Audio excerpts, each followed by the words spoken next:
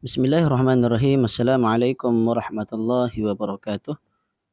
Alhamdulillah wassalatu wassalamu ala Rasulillah wa ala alihi wa sahbihi ajma'in. InsyaAllah kita akan teruskan lagi pembacaan kitab Sejarah Islam.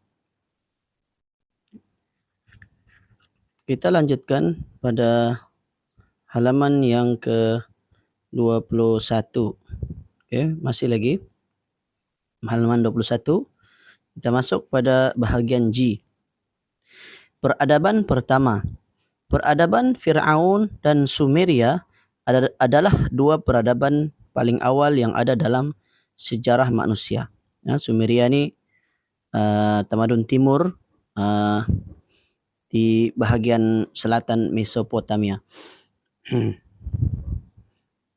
Halaman yang ke-22. Okey, kita masuk bab yang kedua berkenaan raja-raja dan nabi-nabi di Iraq. Setelah jumlah penduduk di Jazirah Arab semakin banyak, maka sebahagian dari mereka melakukan migrasi ke kawasan timur laut. Migrasi ini penghijrahan atau perpindahan. Mereka berdiam di Iraq dan bekerja sebagai petani. Awalnya mereka menyembah Allah semata, namun seiring panjangnya waktu kemudian mereka menyembah berhala. Dakwah Nabi Nuh alaihi salam. Allah mengutus Nabi Nuh untuk kaum ini. Dia adalah ulul azmi, pertama dari kalangan Rasul. Jarak antara Nabi Syith dan Nuh adalah 25 abad. Manusia-manusia di abad-abad itu seluruhnya berada di atas agama yang benar sebagaimana firman Allah di dalam surat Al-Baqarah ayat 213 yang bermaksud manusia itu adalah umat yang satu. Kemudian mereka melakukan kerosakan-kerosakan. Awal terjadinya penyembahan berhala bermula dari adanya orang-orang saleh dari kaum Nabi Nuh. Setelah mereka meninggal, para pengikutnya berkata, dan ini sesuai dengan bisikan syaitan, andai kata kita membuat gambar mereka, pastilah kita lebih nikmat beribadah kepada Allah. Maka tatkala mereka meninggal dan datang generasi selanjutnya, Iblis memberitahukan dengan kebohongannya bahawa nenek moyang mereka menyembah patung orang-orang soleh itu. Maka mereka pun menyembahnya. Di antara patung yang paling masyhur adalah Wad, Suwa', Ya'uq dan Nasra. Ada tertinggal satu. Wad, Suwa', Yaghuth, Ya'uq dan Nasra.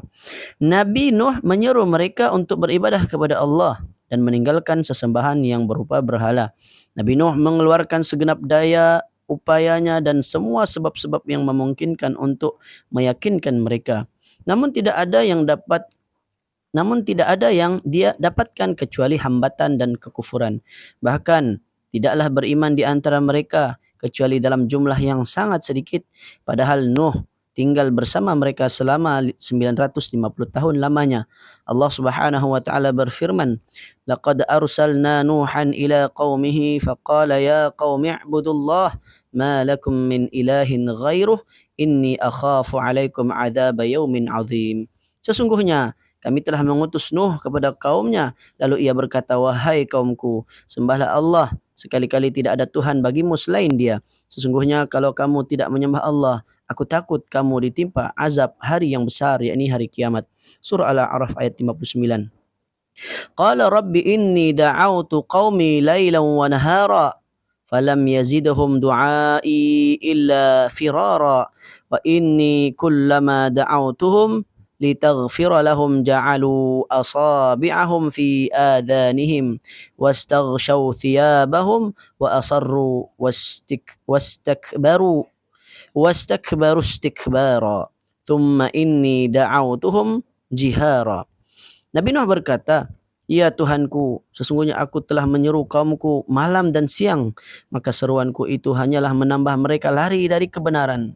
Sesungguhnya setiap kali aku menyeru mereka kepada iman agar engkau mengampuni mereka, maka mereka memasukkan anak jemari mereka ke dalam telinganya dan menutupkan bajunya ke mukanya. Mereka sangat mengingkari dan menyombongkan diri dengan sangat." Maksudnya sangat mengingkarilah. Surah Nuh ayat 5 hingga 7. Tatkala Nabi Nuh dilanda putus asa, maka ia berdoa kepada Allah supaya Dia menurunkan siksa atas mereka. Ya, maksudnya Allah turunkan siksaan ke atas orang-orang yang tidak beriman inilah. Allah pun berfirman, dan Nabi Nuh berkata, "Ya Tuhanku, janganlah engkau biarkan seorang pun di antara orang-orang kafir itu tinggal di atas muka bumi ini." Surah Nuh ayat 26. Allah mengabulkan doanya lalu memerintahkannya untuk membuat perahu yang besar. Allah Subhanahu wa taala berfirman yang bermaksud, lalu kami wahyukan kepadanya, buatlah bahtera di bawah penilikan dan petunjuk kami. Allah suruh Nabi Nuh supaya buat bahtera. Nabi Nuh membawa orang-orang yang beriman bersamanya. Dia juga memasukkan haiwan-haiwan dengan berpasang-pasangan. Namun kaum yang jahat itu terus tenggelam dalam kerosakan yang mereka lakukan dan terus-menerus mengejek Nuh dan perahu yang dibuatnya. Tatkala dia selesai membuat perahu itu, terjadilah banjir besar yang meliputi bumi tempat mereka berada.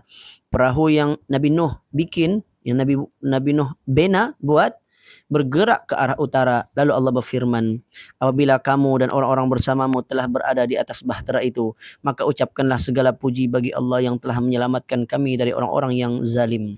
Surah Al-Mu'minun ayat 28. Allah membinasakan orang-orang kafir tersebut.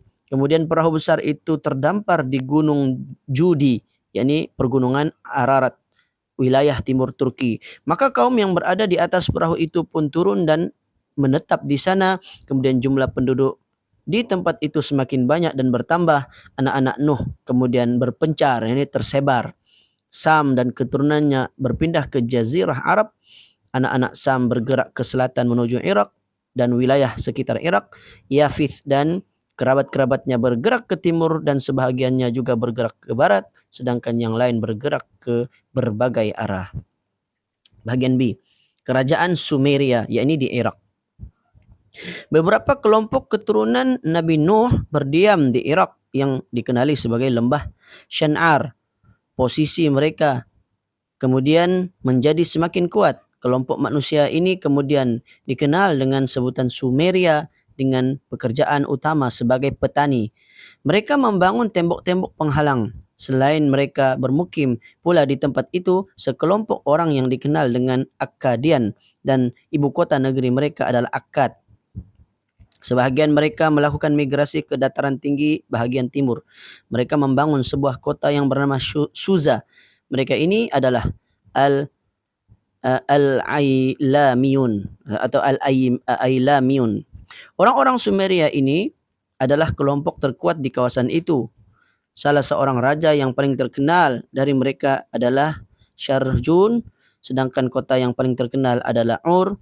Mereka adalah para penyembah berhala dan bintang-bintang. Mereka terus tenggelam dalam kegelapan dan kesesatan mereka. Maka Allah mengutus nabinya yang bernama Ibrahim. Dia berasal dari kota Ur. Para sejarawan memperkirakan bahwa Nabi Ibrahim hidup antara tahun 1700 hingga 2000 sebelum Masehi. Rujukannya adalah Al-Mawsu'ah Al-Arabiyah Al-Alamiyah. Okey, bahagian C berkenaan Nabi Ibrahim ni saya kira saya akan sambung pada masa akan datang, insya-Allah. Mudah-mudahan ada manfaatnya. Aqulu qouli hadza wa astaghfirullahal azim li wa lakum wa sallallahu ala nabiyyina Muhammad wa ala alihi wa sahbihi wa baraka wa sallam. Assalamualaikum warahmatullahi wabarakatuh.